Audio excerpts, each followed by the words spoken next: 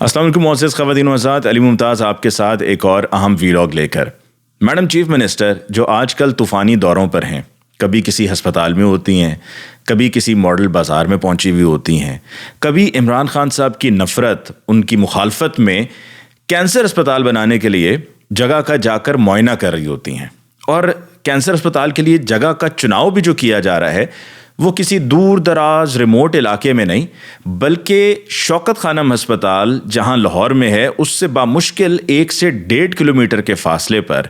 ولنشیا town علاقے کا نام ہے، وہاں پر جا کر کہتی ہیں بھائی یہ جگہ ٹھیک ہے، یہاں پر کینسر اسپتال ہونا چاہیے۔ اگر آپ تھوڑا سا پریکٹیکلٹی کی بات کریں، حقیقت پسندانہ گفتگو کریں، سوچ رکھیں حقیقت پسندانہ، ذمہ دارانہ، تو آپ یہ کہیں کہ جی لاہور میں تو آلریڈی ایک کینسر اسپتال بڑا کامیابی سے چل رہا ہے اور عرصہ دراز سے چل رہا ہے، اور بہت سے لوگ اسی کینسر اسپتال میں آ کر اپنا علاج کروا چکے ہیں، غریب غربا مستحقین کروا چکے ہیں، اور ایک بہت بڑی سروس ہے جو کہ عمران خان صاحب کی اس کوشش کے نتیجے میں پورے پاکستان میں رہنے والے لوگوں کو مل رہی ہے۔ اور یہی وجہ ہے کہ عمران خان صاحب نے لاہور کے کینسر اسپتال کے بعد پشاور اور کراچی کا پروجیکٹ شروع کیا۔ تو مریم نواز صاحبہ کو چاہیے تھا کہ وہ یہ کہتی کہ ٹھیک ہے کینسر اسپتال مزید ہونا چاہیے، اس کی اور ہمیں ضرورت ہے، آپ اسے ملتان میں بنا دیں، آپ اسے فیصل آباد میں بنا دیں، آپ اسے کہیں کے پی کے میں نہیں کہوں گا، کیونکہ کے پی کے میں تو آپ کچھ بھی کرنا چاہیں گے نا تو آپ کہیں گے کہ نہیں کے پی کے میں نہیں ہمیں کرنا ہے، کیونکہ وہ سمجھتے ہیں کہ بھائی اب کے پی کے سے ہمارا کوئی تعلق نہیں ہے، نہ ہمیں 2008 کے انتخابات میں وہاں پر کوئی کامیابی ملی، نہ ہمیں 2013 میں ملی، نہ 18 میں ملی، نہ ابھی 24 میں ملی، تو کے پی کے کا ہم نے اب رخ ہی نہیں کرنا ہے، ہم نے صرف پنجاب پہ فوکس کرنا ہے۔ تو عمران خان صاحب کی اگر یہ نفرت یا بغض نہیں ہے تو آپ نے شوکت خانم سے بامشکل 1.5 کلومیٹر کے فاصلے پر کیوں ایک اسپتال بنانے کا پلان کیا ہے؟ اور اس پر میٹنگز بھی ہو رہی ہیں، آج بھی اطلاعات تھیں کہ اس پہ مزید میٹنگز ہو رہی ہیں، پلانز ڈسکس ہو رہے ہیں۔ بہرحال جی مریم نواز صاحبہ، میڈم چیف منسٹر صاحبہ، جو بڑی آگ بگولا ہو جاتی ہیں جب ان سے کوئی سوال پوچھا جاتا ہے، بڑا برا مناتی ہیں کہ جب ان کی کسی بھی بات پر تنقید کی جاتی ہے یا کوئی نقطہ اٹھایا جاتا ہے۔ ہوا یہ ہے کہ ایوان وزیر اعلیٰ کی طرف سے ایک مراسلہ بھیجا گیا ہے، مطالبہ کیا گیا ہے سیکٹری خزانہ پنجاب سے، اور ان سے کہا گیا ہے کہ ایک ضمنی بجٹ میں، کیونکہ بجٹ میں تو ابھی وقت ہے، تو ایک ضمنی بجٹ میں 2,73,00,000 روپیہ مختص کیا جائے، کیونکہ میڈم چیف منسٹر کی جو بلٹ پروف گاڑی ہے اس کے ٹائرز کو تبدیل ہونا ہے۔ اگر اس کو مقررہ وقت پہ تبدیل کروانا ہو تو پھر تو بجٹ کا انتظار کرنا ہوگا، لہٰذا یہ اسپیشلی کہا گیا ہے کہ 2,73,00,000 روپیہ علیحدہ کیا جائے تاکہ میڈم چیف منسٹر کی بلٹ پروف گاڑی کے ٹائر تبدیل ہو سکیں۔ اچھا، یہ معاملہ اب صرف ٹائرز کی حد تک محدود نہیں ہے، اس کے بعد اسی 2,73,00,000 میں گاڑی کے جو فلور میٹ ہیں جہاں پر میڈم چیف منسٹر اپنے پاؤں رکھتی ہیں وہ فلور میٹ بھی تبدیل ہونے چاہیے۔ پھر اسی طرح آگے بڑھتے ہوئے جو پوشش ہے گاڑی کی وہ بھی میچنگ ہونی چاہیے گاڑی کے انٹیریئر کے ساتھ، اور یہ سب 2,73,00,000 روپے میں سرکاری خرچے سے ایک ایسا ملک، ایک ایسا صوبہ، ایک ایسی حکومت جو اس طرح کی عیاشیوں کو افورڈ ہی نہیں کر سکتی ہے، جس کو ایک ایک روپیہ، ایک ایک پیسہ سوچ سمجھ کر خرچ کرنا ہے، کیونکہ ملکی خزانے خالی ہیں، ہم ادھار لے لے کر IMF سے اور دیگر اور عالمی اداروں سے تو گزارا کر رہے ہیں۔ ہمیں تو اس موقع پر چاہیے یہ کہ چیف منسٹر ہاؤس خالی کر دیا جائے، چیف منسٹر آفس خالی کر دیا جائے، جو پروٹوکول میں گاڑیاں سرکاری چلتی ہیں ان کو ختم کر کے کہا جائے کہ اللہ نے ہمیں بہت دیا ہے، ہم اپنی جیب سے سیکیورٹی پر خرچ کریں گے۔ اسی طرح پرائم منسٹر ہاؤس کو خالی ہونا چاہیے، پرائم منسٹر آفس کو خالی ہونا چاہیے، گورنر ہاؤسز کو خالی ہونا چاہیے۔ ہمارے پاس جب آمدنی ہماری نہیں ہے، ہمارے پاس اس طرح سے خزانے میں پیسہ موجود نہیں ہے، ہمارے پر بہت سی ذمہ داریاں ہیں، ہم نے عوام کو سب سے پہلے مطمئن کرنا ہے، عوام کو ریلیف دینا ہے، تو وہاں پر آپ کی یہ عیاشیاں، ان کی کوئی تک، ان کا کوئی جواز سمجھ میں آتا ہے کسی کو کہ خالی خزانوں پر آپ اس طرح سے عیاشیاں کر رہی ہیں صرف اس لیے کہ آپ میڈم چیف منسٹر ہیں؟ اور میڈم چیف منسٹر کے حوالے سے، ان کی ذات کے حوالے سے اگر کوئی خبر چلا دی جائے تو اس کو تو بعد میں، خیر یہ تو یہ ہے نا کہ آپ کے سامنے بھی کوئی بندہ کھڑا ہو تو یہ کہہ دیتے ہیں کہ جی، اور اتنے جس طرح شوکت بسرا صاحب کہتے ہیں، بڑے پکے منہ سے جھوٹ بولتے ہیں اور کہہ دیتے ہیں جی نہیں کھڑا، اپنی بات تو ماننی نہیں ہے نا، ان کے حوالے سے کوئی بات کر دی جائے تو کہہ دیا جائے گا جی یہ جھوٹی خبر ہے، یہ فیک نیوز ہے۔ اور بعد میں اس پر آپ دباؤ ڈالنے کے لیے پرچے ورچے بھی کر دیں گے. جس طرح بھی آپ نے ایک جھوٹا پرچہ پولیس کے ذریعے حافظ فرحت عباس پہ کروایا, توبہ, میں وہ ایف آئی آر پڑھ کر حیران رہ گیا, سر پکڑ کے بیٹھ گیا کہ یار یہ پولیس کر کیا رہی ہے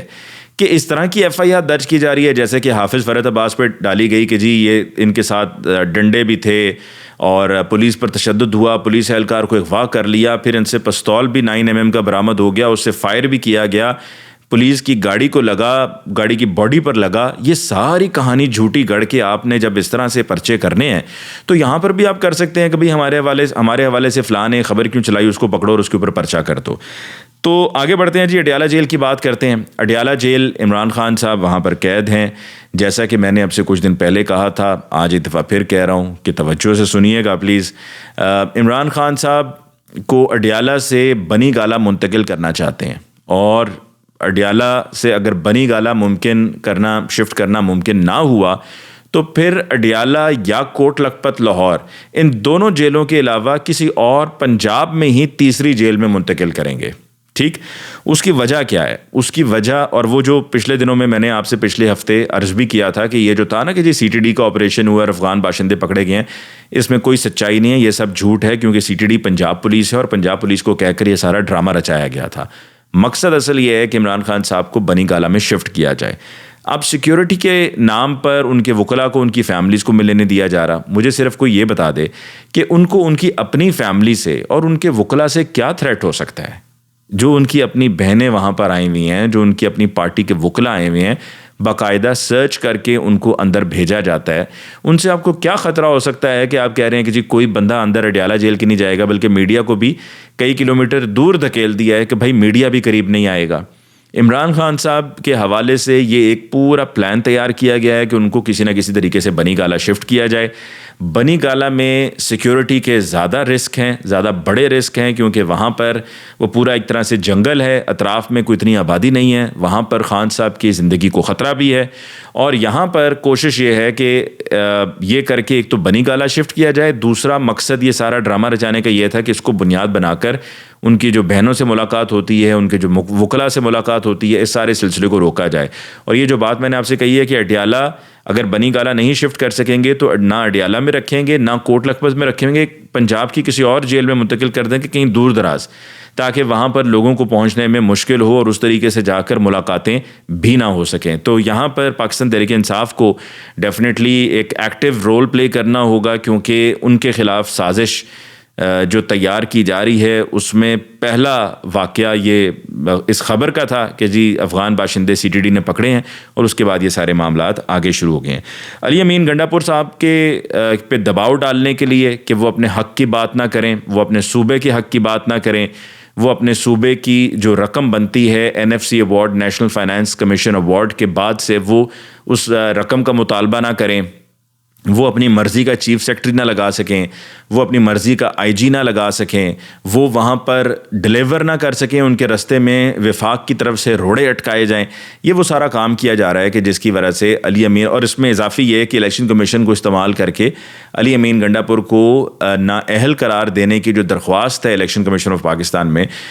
وہ سماعت کے لیے منظور ہو گئی ہے. 26 مارچ کو اس پر سماعت ہونی ہے, اور یہ سب کیا اسی وجہ سے جا رہا ہے کہ بھرپور دباؤ ڈالا جائے علی امین گنڈا پور پہ, وہ پرفارم نہ کر سکیں, اور جو ان کے مطالبات ہیں وہ ان مطالبات سے پیچھے ہٹ جائیں دباؤ میں آ کر. لیکن علی امین گنڈا پور ایک دبنگ آدمی ہیں, دلیر آدمی ہیں, وہ اپنے مطالبات سے پیچھے ہٹنے والے نہیں ہیں. یہی وجہ ہے کہ آج آ کر شہباز شریف صاحب سے بھی انہوں نے ملاقات کی, وزیر اعظم صاحب سے, اور ان سے یہ کہا کہ ہمارے صوبے کے جو مطالبات ہیں, جو ہمارے صوبے کو رقوم کی ادائیگی ہونی ہے, جو ہمارا حصہ بنتا ہے, وہ ہمیں دیا جائے. وہ اب بھی اس پر ڈٹے ہوئے ہیں, لیکن ان پر صرف دباؤ اس لیے ڈالا جا رہا ہے, جیسے کہ میں نے کہا, کہ یہ سب کچھ نہ ہو سکے اور کوئی بھی تحریک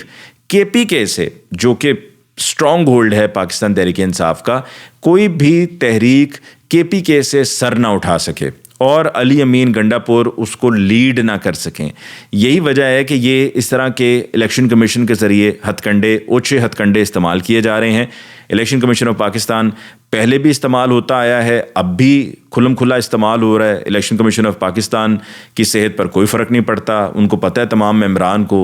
چیف الیکشن کمشنر کو معلوم ہے کہ ان کا کوئی کچھ نہیں بگاڑ سکتا ہے، لہٰذا وہ بیٹھے ہوئے ہیں آرام سے. اور نہ انہوں نے کوئی میڈیا بریفنگ کی، نہ انہوں نے اپنی غلطی کو تسلیم کیا، نہ کسی طرح سے شرمندگی تو دور کی بات، شرمندگی کا شین تک ان کے منہ سے نہیں نکلا ہے. تو آپ کیا ایکسپیکٹ کر سکتے ہیں؟ آخر میں جی، بیرسٹر علی ظفر صاحب اور بابر اعوان صاحب نے مخصوص نشستوں کے کیس میں پشاور ہائی کورٹ میں پیش ہونا تھا، لیکن وہ نہیں پیش ہوئے. اور وہ چونکہ نہیں پیش ہوئے تو پشاور ہائی کورٹ کے جج صاحبان نے اس پر برہمی کا اظہار کیا کہ اس کیس میں مخصوص نشستوں کا کیس ہے اور یہ پی ٹی آئی کا کیس ہے، اور اس پر پی ٹی آئی کے دونوں وکلاء یہاں پر نہیں ہیں. یہ پی ٹی آئی کے وکلاء کو لے کر پہلے بھی بہت سے سوالات اٹھائے جاتے رہے ہیں، اور ان کی کارکردگی پر بہت سے سوالات اٹھائے جاتے رہے ہیں کہ کیا جو سپریم کورٹ آف پاکستان میں کیس تھا بلے کے انتخابی نشان کا لے کر، کیا ان کی تب تیاری تھی؟ کیا اس کے علاوہ جو دیگر کیسز ہیں وہاں پر اپنی مکمل تیاری کے ساتھ یہ وکلاء جاتے ہیں یا نہیں جاتے ہیں؟ کیونکہ پاکستان تحریک انصاف کو تو نقصان پہنچانے کے لیے صبح دوپہر شام کوششیں بھی ہو رہی ہوتی ہیں اور پلان بھی تیار ہو رہے ہوتے ہیں. تو وہاں پر بیرسٹر علی ظفر اور بابر اعوان صاحب کو ضرور جانا چاہیے تھا، جا کر وہاں پر ریپرزینٹ کرنا چاہیے تھا پاکستان تحریک انصاف کو. اور اس کے بعد ود ان پاکستان تحریک انصاف یہ اب سوال اٹھائے جا رہے ہیں کہ وکلاء کس طرف ہیں، کیا پاکستان تحریک انصاف کی طرف ہیں یا کسی اور طرف ہیں؟ اور عمران خان صاحب چونکہ خود جیل میں ہیں تو لہٰذا ان کے جیل میں ہوتے ہوئے ان وکلاء کا رول اور بھی زیادہ اہمیت اختیار کر جاتا ہے. اگر وہ اپنا رول صحیح سے نہیں نبھا رہے ہیں تو پھر میرے خیال میں ان کو اپنی وکلاء کی ٹیم کو تبدیل کر دینا چاہیے. اس کے ساتھ ہی مجھے علی ممتاز کو دیجیے اجازت. اللہ نگہبان.